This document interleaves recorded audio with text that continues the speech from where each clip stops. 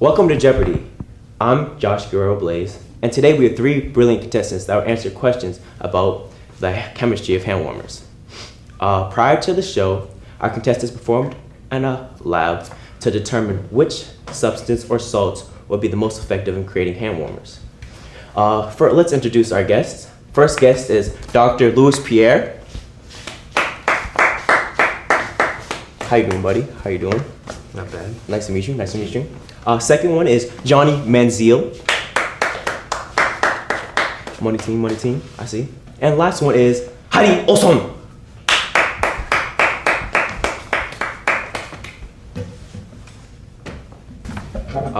Today's show, we have three categories. The first one would be the basics, second one, lab data, and the third, the real world. The contestants prepared some notes and they're going to explain themselves a little bit. Hello everyone, my name is Dr. Sean Louis Pierre, and I'm a recent graduate from High Point University. I graduated with a doctorate degree in 2 years.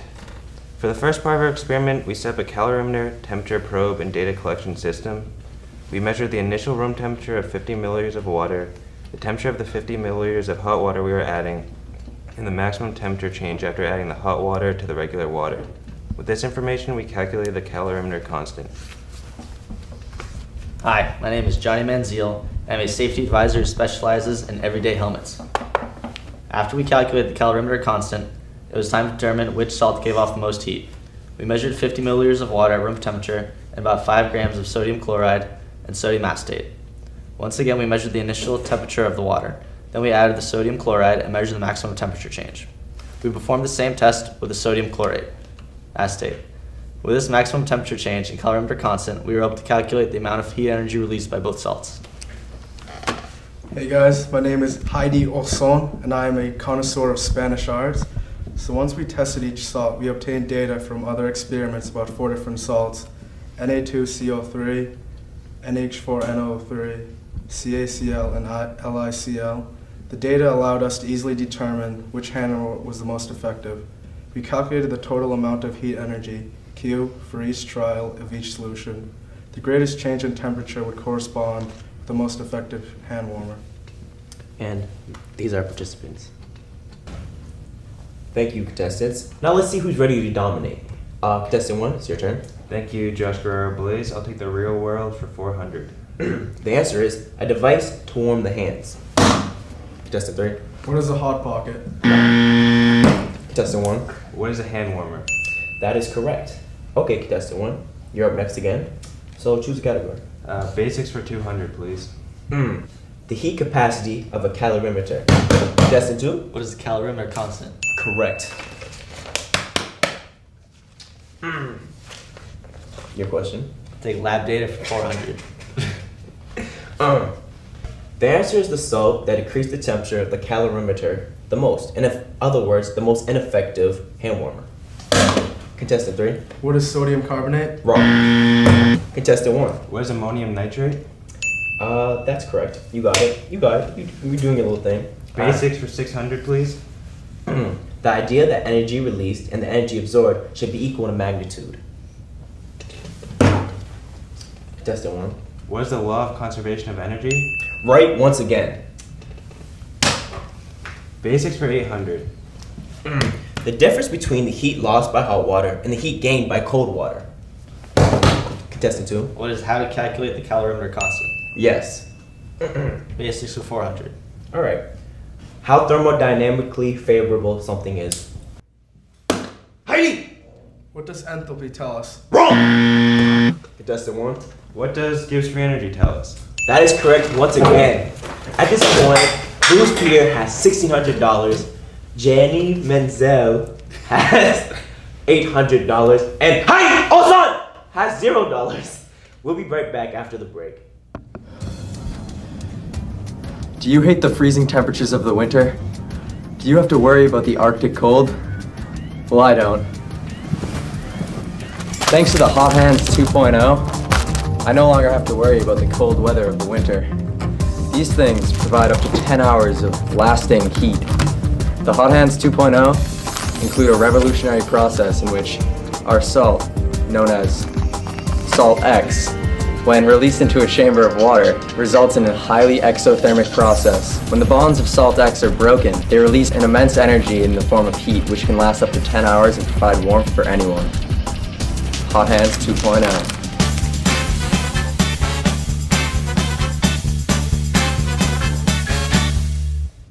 Welcome back, folks. Our contestants are... Alright, you guys are good to go. You're good. You got it. Hey, what's up? Well, they're ready to go again. So, let's start with you, Pierre. Thanks, Mr. Guerrero Blaze. Let's do the basics for 1,000. The kind of reaction a practical hand warmer undergoes. What is an exothermic reaction? That's correct. And your question?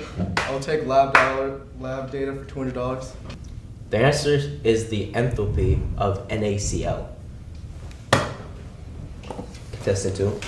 What is cube solution equals 163.34 joules? Right, you are. I'll have lab data for 800. It's now time for our daily double.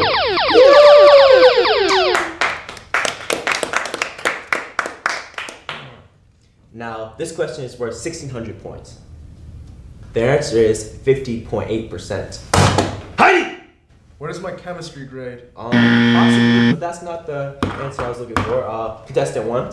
What was the highest percent discrepancy between the accepted values of the change in heat of the solution for each cell with the experimental values? Great job. Great job. All right. I'll have the real world for 200, please. The answer is the purpose of the experiment. What does make hand warmers? Close, but no. Contestant 2. What is to improve the effectiveness of hand warmers? Yes. I'll have the real world for 600. One of the lab techniques used in the experiment. Contestant 1. What is a calorimeter? Right again. Other acceptable answers were the temperature probe, the data collection system. Lab data for 1,000, please. This brings us to our video question from our friend, the Professor Jezoopik. Here he is. Here are the results from our experiment. We used about 5 grams of each salt and 50 milliliters of water. The average change in temperature of the water when we used NaCl as our salt was negative 0.75 degrees Celsius. The average change in temperature of the water when we used NaC2H3O as our salt was 3.3 degrees Celsius. The average change in temperature of the water when we used Na2CO3 as our salt was 5.25 degrees Celsius. The average change in temperature of the water when we used NH4NO3 as our salt was negative 6.6 degrees Celsius. The average change in temperature of the water when we used CaCl2 as our salt was 12.1 degrees Celsius. Finally, the average change in temperature of the water when we used LiCl as our salt was 14.2 degrees Celsius. That's the results from our experiment.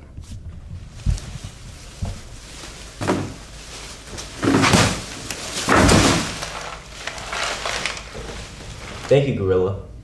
The answer is the optimal salt for the hottest hand warmer. What is LiCl? Correct! I'll go real world for 1,000. This is our last question. The answer is, when using the temperature probe, it is important to do this. What is submerge the tip? Correct. Now it's time for Final Jeopardy. Before we begin, I'd like to remind the audience the score of each contestant. Pierre has 42,000, Manzeel has 2,000, and Heidi Osman has 2,000. It looks the way that my boy, Professor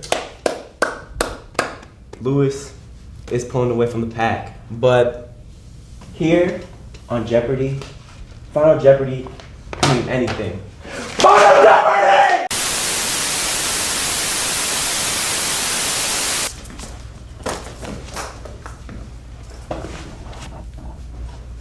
Alright, sorry about that, it's kind of emotional.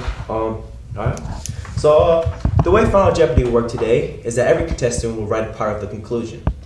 Pierre will start it off, then Manzeel, then Heidi to finish it up. Depending on how good each person's response is, will depend on how many points are awarded to them. The greatest amount the contestant can be awarded is 5,000. Well, without further ado, let's begin.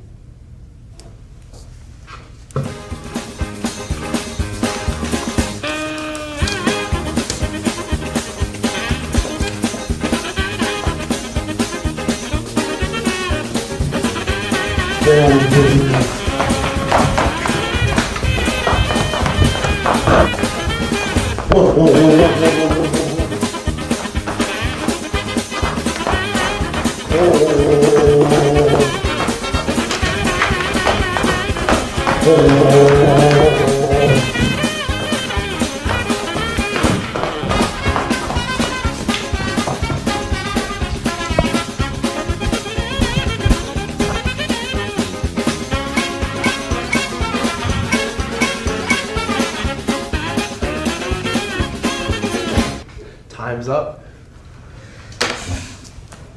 That's awesome.